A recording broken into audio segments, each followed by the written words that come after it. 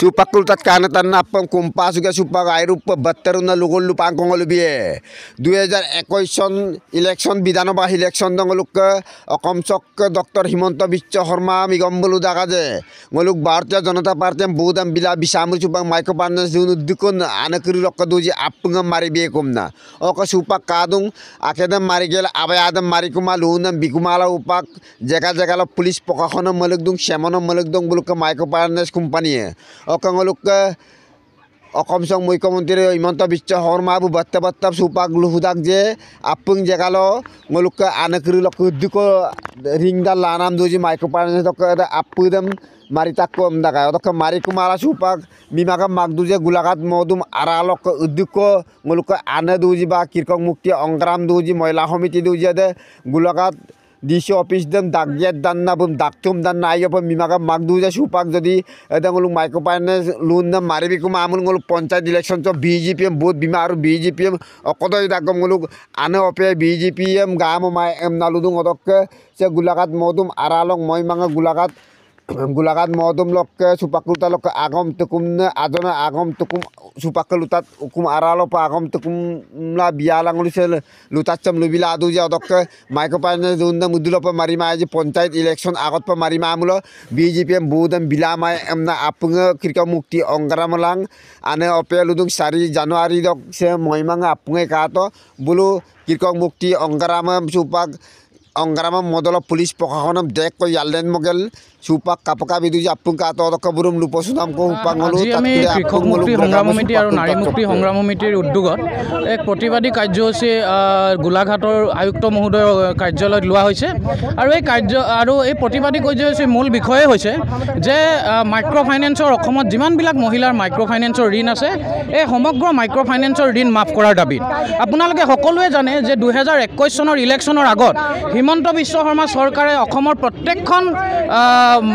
ইলেকশ্যনৰ ৰেলীত তেওঁ বক্তব্য প্ৰদান কৰিছিলে ভাষণ প্ৰদান কৰিছিলে আৰু বিশেষকৈ উজনি অসমৰ জিলাসমূহত তেওঁ কৈছিলে যে 2021 চনত হিমন্ত বিশ্ব শৰ্মাক ভোট দিব লাগে বিজেপি চৰকাৰক ভোট দিব লাগে আৰু ভোট দিলে তেওঁলোকে মাইক্ৰ ফাইনেন্সৰ ঋণসমূহ মাফ কৰি দিব কিন্তু তাৰ পৰৱৰ্তী পৰ্যায়ত তেতিয়া আমি দেখিলোঁ যে হিমন্ত বিশ্ব শৰ্মাৰ চৰকাৰে বা হিমন্ত বিশ্ব শৰ্মাৰ অসমীয়া মহিলাসকলৰ কোনো ঋণ তেওঁ মাফ কৰিবলৈ সক্ষম হোৱা নাই আপোনালোকে সকলোৱে জানে যে এতিয়ালৈকে অসমৰ মহিলাৰ টোটেল 12,50,000 কোটি টকাৰ ঋণ আছে কিন্তু হিমন্ত বিশ্ব শৰ্মা চৰকাৰে সকলো ঋণ মাফ কৰিম বুলি কয় এতিয়ালৈকে কেৱল 1250 কোটি টকাৰ ঋণহে মাফ কৰিছে অৰ্থাৎ 0.1% তেওঁলোকে মাফ কৰিবলৈ সক্ষম হোৱা নাই গতিকে আমি কৃষক মুক্তি সংগ্ৰাম সমিতিয়ে দাবী উত্থাপন কৰিছোঁ যে হিমন্ত বিশ্ব শৰ্মাই ইলেকশ্যনৰ আগত যিকেইটা বক্তব্য প্ৰদান কৰিছিলে যে তেওঁ ভোট যিটো কাৰণত বিচাৰিছিলে তাত তেওঁলোকে আমাৰ এই মাইক্ৰ ফাইনেন্সৰ ঋণ মাফ কৰিব লাগিব আৰু এয়া পঞ্চায়তৰ ইলেকশ্যনৰ পূৰ্বে মাফ কৰিব লাগিব কিন্তু তাৰ পৰিৱৰ্তে আমি দেখিছোঁ যে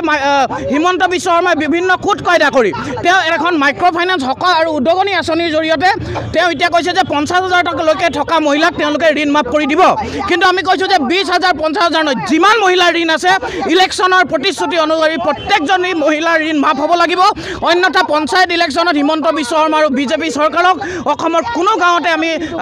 শান্তিৰে আমি তেওঁলোকৰ ৰেলী কৰিবলৈ নিদিম আমি তেওঁলোকক বিৰোধিতা কৰিবলৈ বাধ্য হ'ম হিমন্ত বিশ্ব শৰ্মাই লাগিলে যেনেকৈ নিদিয়ক লাগিলে তেওঁ ৰিণিকী ভূঞা শৰ্মাৰ মাটি বিক্ৰী কৰি দিয়ক তেওঁ সম্পত্তি বিক্ৰী কৰি দিয়ক তেওঁ বাগান বিক্ৰী কৰি দিয়ক তেওঁ পুত্ৰৰ নামত থকা কিমান কোম্পানী আছে সেই কোম্পানীসমূহক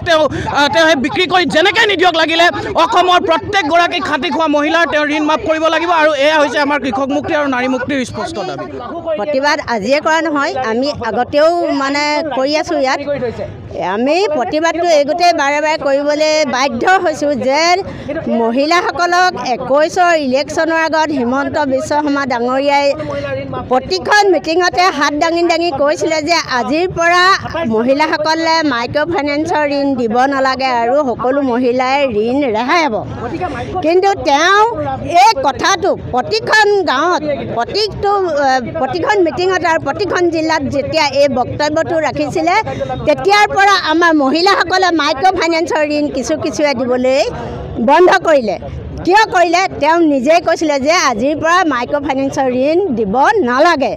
এতিয়া এনেকুৱা এটা অৱস্থা হৈছেগৈ মাইক্ৰ ফাইনেন্সৰ ঋণ নিদিয়া মহিলাসকলক ঘৰলৈ পুলিচ পঠিয়াইছে ৰাজহুৱা শুনানিৰ কাৰণে কোৰ্টৰ পৰা কাগজ পঠিয়াইছে। গতিকে এইটো এটা আমাৰ চৰমৰ কথা হয় নহয়, মুখ্যমন্ত্ৰী চৰমৰ কথা হয় নহয়। মহিলাসকলক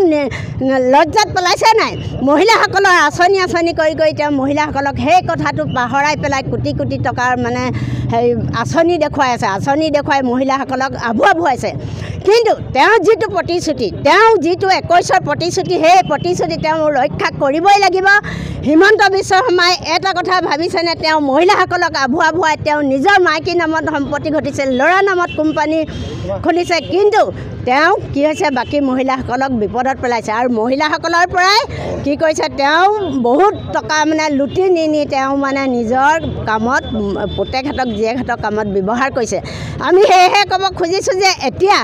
আগন্তুক 26ৰ ইলেকশ্যনৰ আগত যদি মাইক্ৰ' ফাইনেন্সৰ ঋণ তেওঁলোকে সম্পূৰ্ণ ৰেহাই নিদিয়ে,